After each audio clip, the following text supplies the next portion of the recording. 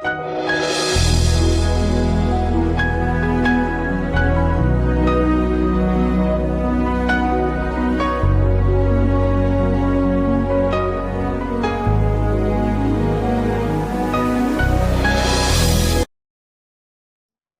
le chapitre 1, le verset 40 au verset 45.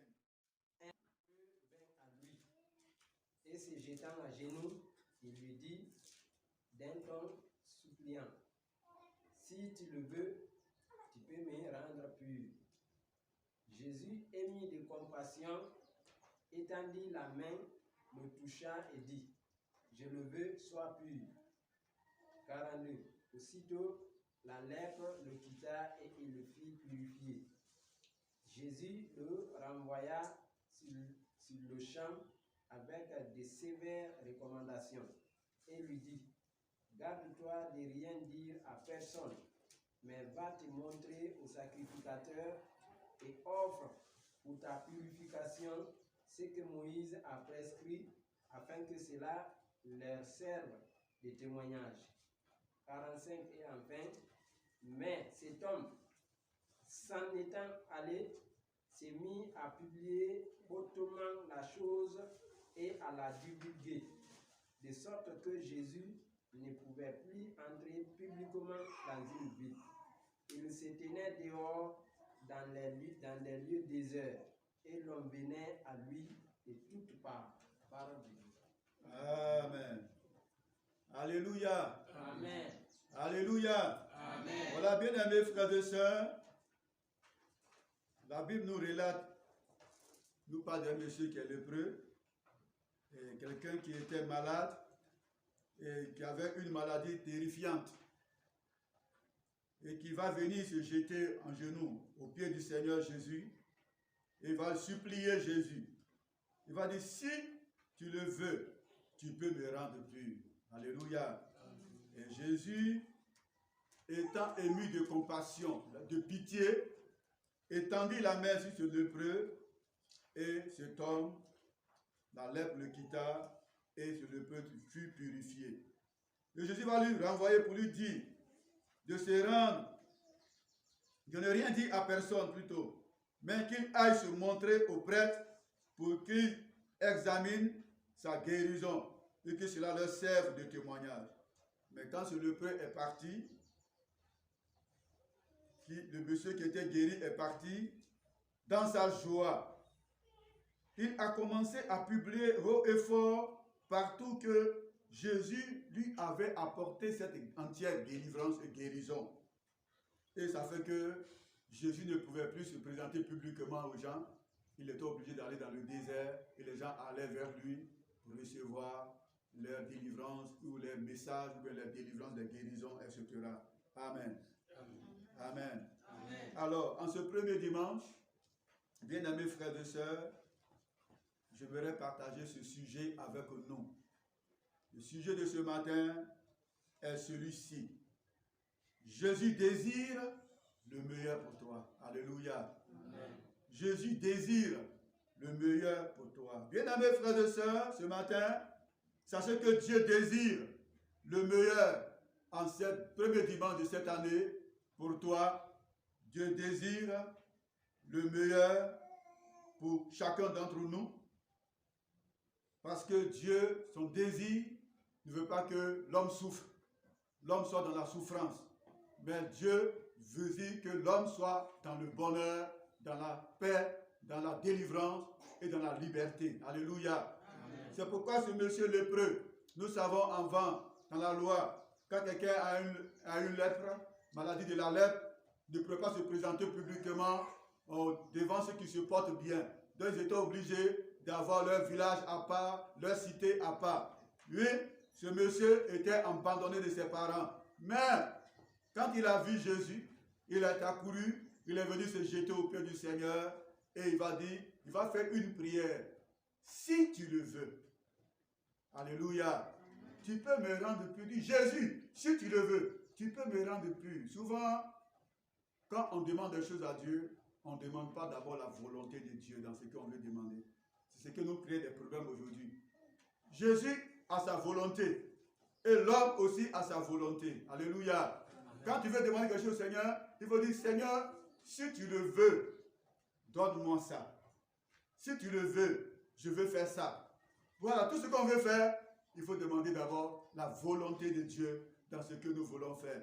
Le monsieur, c'est le prêtre, il a compris.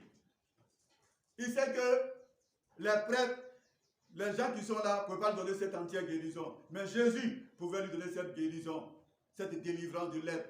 Donc il a dit, Seigneur, si tu le veux, tu peux me rendre pur. Et comme c'est le désir de Dieu, que les gens ne soient pas malades, le désir de Dieu que tout le monde se porte bien, soit en bonne santé, immédiatement Jésus va dire, je le veux, sois pur. Alléluia. Et il a été en même temps délivré, il a été purifié de sa lèpre. Oui, ce matin, c'est très important pour nous, bien-aimés frères et sœurs. Et cet homme, ce lépreux, avait plusieurs problèmes. Il avait plusieurs problèmes. Il avait un problème au plan social. Il avait d'autres problèmes aussi au plan physique. Il avait d'autres problèmes encore au plan moral. Et il avait un problème, quatrième problème, au plan religieux. Vous savez, pour manger, il devait tendre la main. Mais il n'a pas de doigts. Quelqu'un qui n'a pas de doigts, comment il va pour prendre manger? Comment il fait pour manger? Prendre sa main, ses dents pour prendre la cuillère pour manger, de mettre la bouche comme pour les chiens, pour les cheveux comme pour les chiens. Non. Il avait un problème pour manger.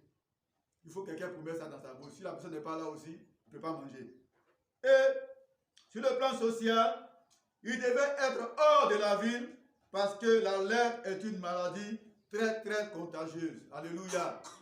Il est rejeté dans la ville. Il est mis hors parce que cette lèpre qu'il avait ne pouvait pas lui permettre de vivre avec les gens qui sont dans la société. Parce que c'est une maladie contagieuse. Ça contamine les gens. Donc, cet homme était mis à l'écart.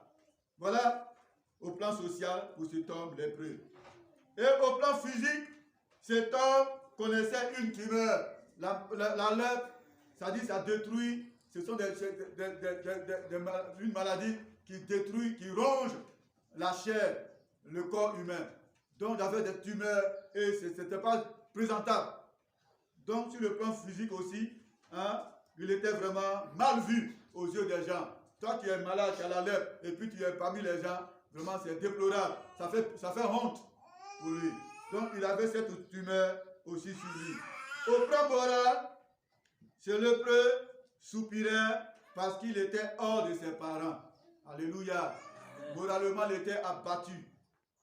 Parce qu'il n'est plus avec son papa ni sa maman. Peut-être qu'ils n'ont pas de cette lèpre-là. Il est seul là-bas dans son camp, quelque part là-bas abandonné. Vraiment sur le plan moral, ça travaille dans le moral. Quand quelqu'un est abandonné, nous savons qu'il y a eu la Covid-19 et puis aussi Ebola, ceux qu'on a mis dans les quarantaines, c'était pas facile, hein.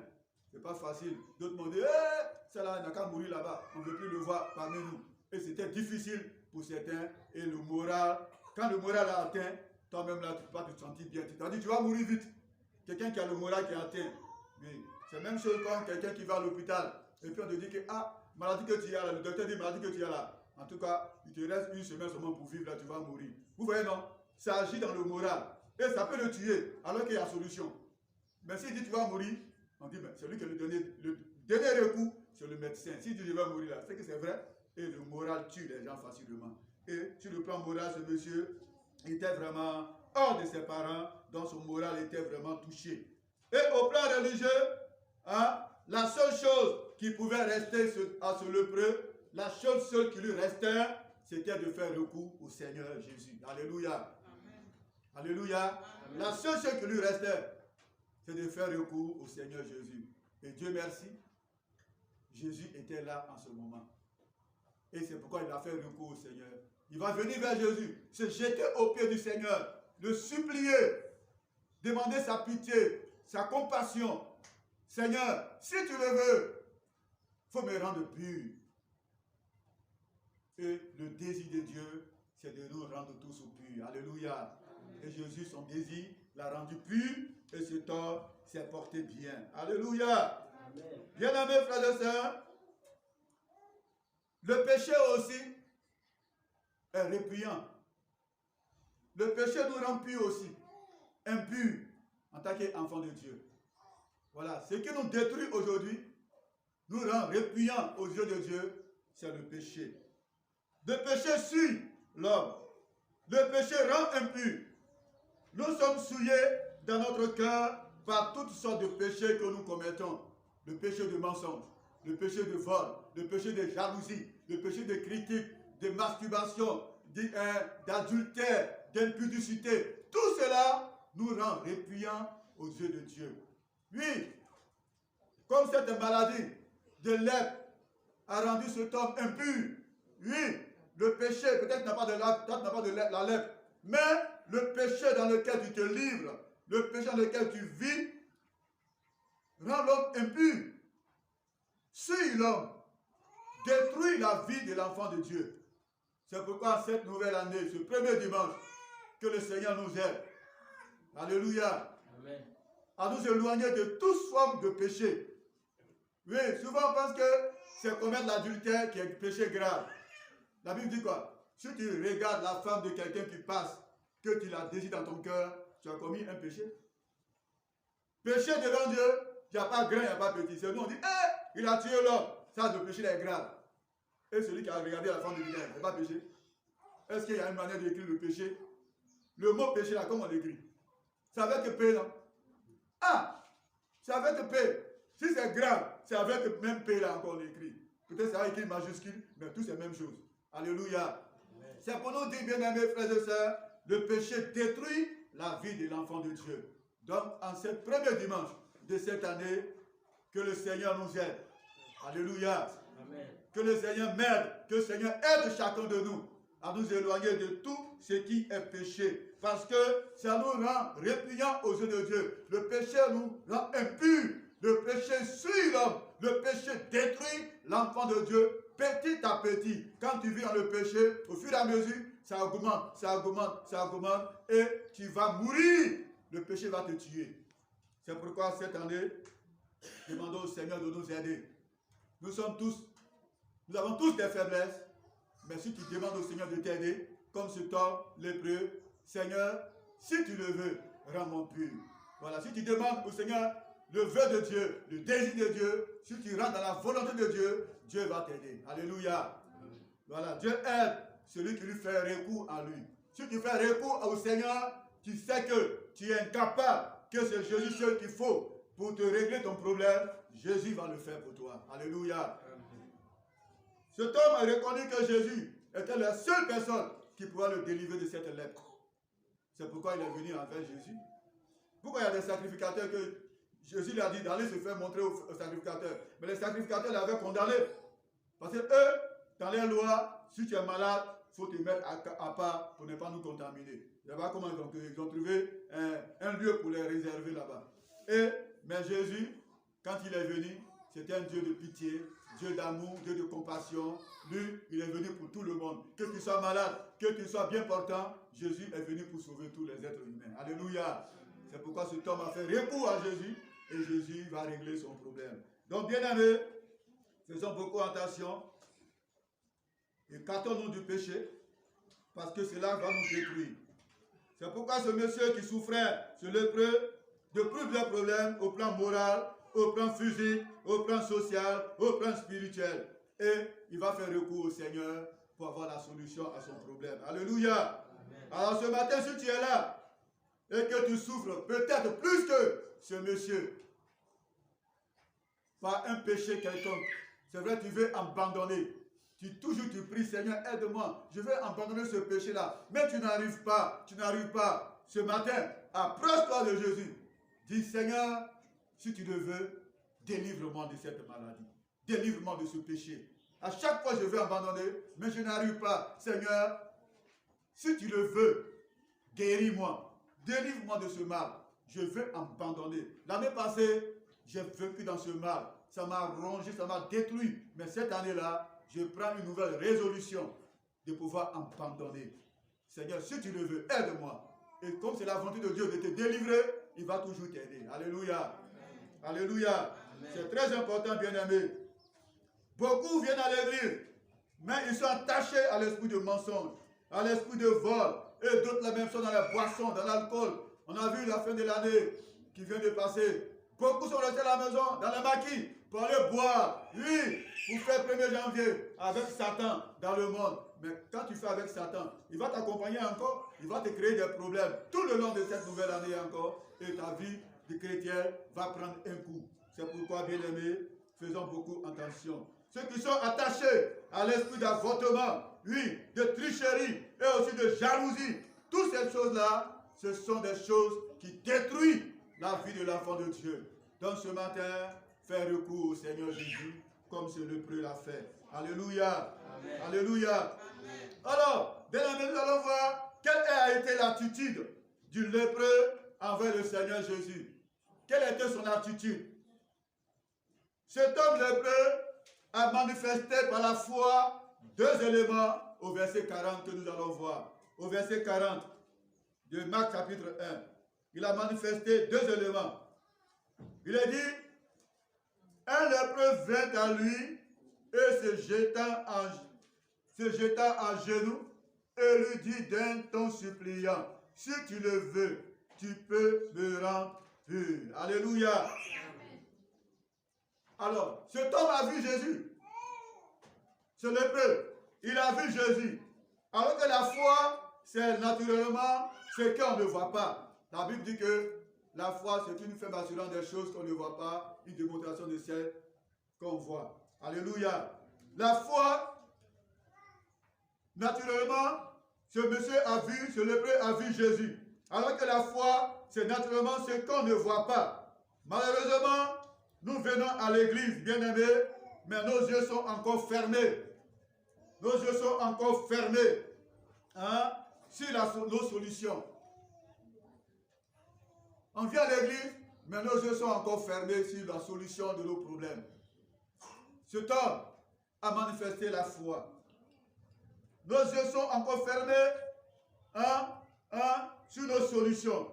Mais dans le monde, nos yeux sont ouverts derrière le marabout.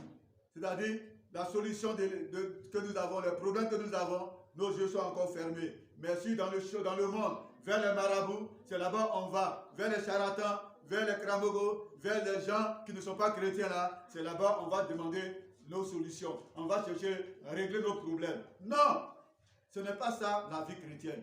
La vie chrétienne, ce n'est pas de regarder dehors, mais c'est de compter sur Jésus. Alléluia. C'est de compter sur Jésus. Donc cette année, que nos yeux s'ouvrent sur la personne de Jésus-Christ. Parce que c'est ça la foi. Si tu as foi en Jésus, si tu as confiance en lui, il faut t'attacher à lui, il faut vivre avec lui, il faut te unir avec la personne en qui tu as la foi. Mais si tu n'as pas la foi en Jésus, c'est ça, tu vas aller mettre ta foi dans les marabouts, dans les krabogos, pour chercher la solution de ton problème ailleurs. Mais ton problème doit être cherché, la solution doit être trouvée devant le Seigneur Jésus-Christ. Alléluia. C'est ça qui est important en tant que chrétien. Alors, que cet homme lépreux avait une foi qui voit au-delà de toutes les réalités de la vie. Cet homme lépreux avait une foi qui voit au-delà de toutes les réalités de la vie.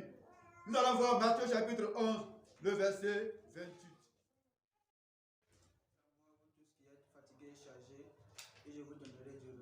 Alléluia. Voilà ce que Jésus va dire. Venez à moi, vous tous qui êtes fatigués et chargés, je vous donnerai du repos. Oui, les gens viennent à l'église, mais ils sont fatigués. Fatigués des soucis, fatigués de la maladie, fatigués des problèmes physiques, des problèmes moraux, des problèmes spirituels. Beaucoup sont fatigués. C'est toutes ces personnes qui sont fatiguées là que Jésus dit, venez à moi. Alléluia. Je ne sais pas qu'est-ce qui te fatigue. Quelle est ta situation qui te fatigue, dans laquelle tu vis depuis l'année passée, jusqu'à cette année encore, ça continue. Jésus dit, venez à moi. Alléluia.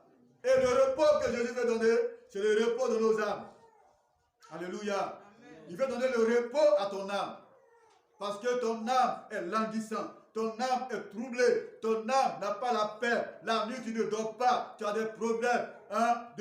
Les gens qui te poursuivent, les bœufs noirs, les sorciers te fatiguent. Tu fais des cauchemars. Oui, c'est tout cela que Jésus dit. Venez à moi. Alléluia. Amen. de ton âme. Parce que l'âme est très importante aux yeux de Dieu. C'est l'âme qui va aller chez Dieu. Mais si ton âme est troublée, que ton corps est bien portant, que ton âme est troublée, mais comment tu vas avoir ce repos? Il faut que l'âme soit restaurée. Alléluia. Amen. Alléluia. C'est très important, bien-aimé. Ce lépreux reconnaît son impureté. Il a reconnu son impureté. Et il dit à Jésus, si tu le veux. Oui, si tu reconnais ton impureté, tu reconnais que ta vie, que tu mènes, ce n'est pas une bonne vie chrétienne, hein, fais recours à Jésus. Reconnais que tu es pécheur ou bien pécheresse et fais recours à Jésus parce que Jésus veut te rendre pur encore ce matin. Alléluia. En ce premier dimanche, Jésus veut te rendre pur. Jésus veut te rendre agréable aux yeux de Dieu. Alléluia. Jean, le chapitre 2, le verset 4 dit quoi? Nous allons le lire. Qu'y a-t-il entre moi et toi? Mon heure n'est pas encore venue. Amen. Amen. Alors ici Jésus, bien aimé, ici Jésus va faire savoir sa souveraineté à sa mère biologique. Il va dire, femme, mon temps n'est pas encore arrivé.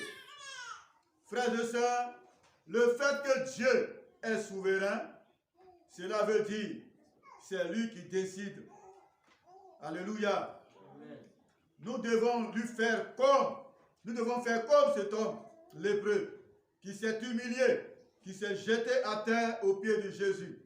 Se jeter aux pieds du Seigneur, cela montre qu'il lui fait totalement confiance. Alléluia. Amen. Alors, quelqu'un qui ne fait pas confiance à quelqu'un ne peut pas venir se jeter aux pieds de la personne. C'est la même chose que les gens vont aujourd'hui aux pieds des marabouts pour se jeter, pour s'asseoir sur la natte ou bien à terre pour croiser les pieds. Tout cela parce qu'ils lui font confiance. Si tu ne fais pas confiance en Dieu, tu ne peux pas venir devant de lui pour te mettre en genoux. Alléluia. Le monsieur a fait confiance au Seigneur.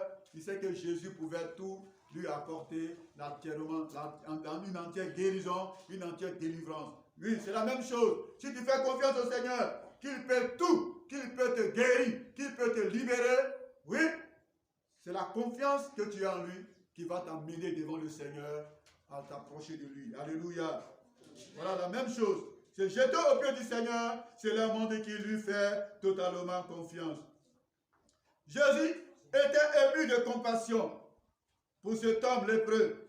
Frères et sœurs, la compassion de Jésus traduit l'amour du Sauveur envers ce monsieur. Alléluia. Amen. La compassion traduit l'amour du Seigneur Jésus-Christ envers ce lépreux. Ensuite, Jésus a touché de sa propre main cet homme qui est malade. Et cela a été un vrai geste de compassion encore. Alléluia. Amen. Jésus va toucher cet homme. Il va dire, je le veux, sois pur.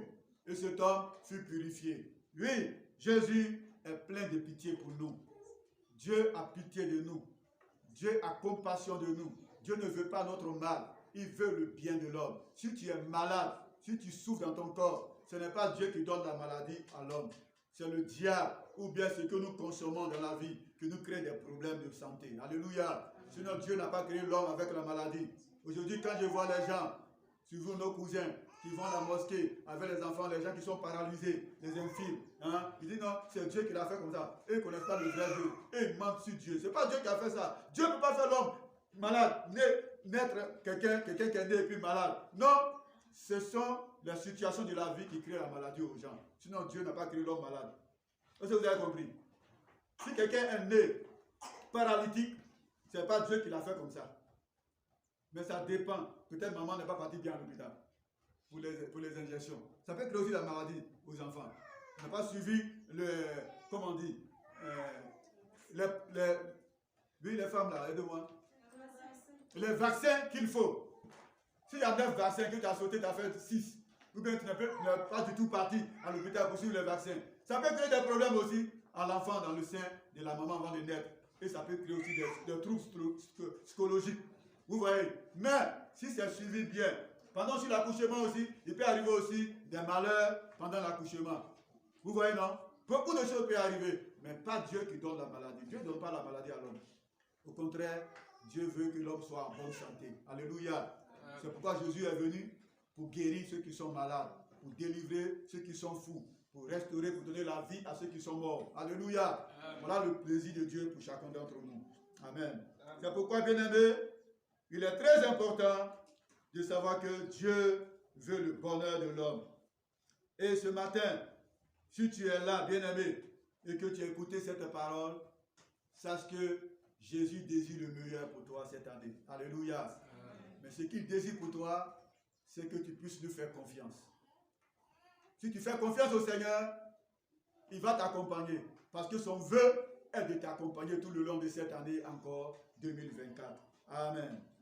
Amen. Pour qu'il t'accompagne, il faut avoir confiance en lui.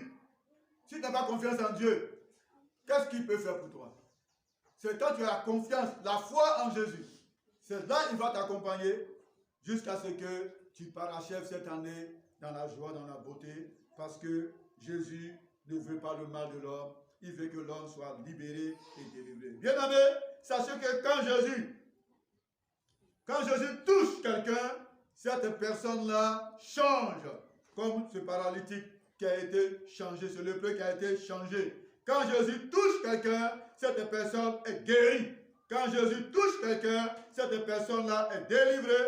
Quand Jésus touche quelqu'un, cette personne est transformée, libérée de toutes ses difficultés et de tous ses problèmes de maladie. Alléluia. Amen. Et Jésus va dire à cet homme, je le veux.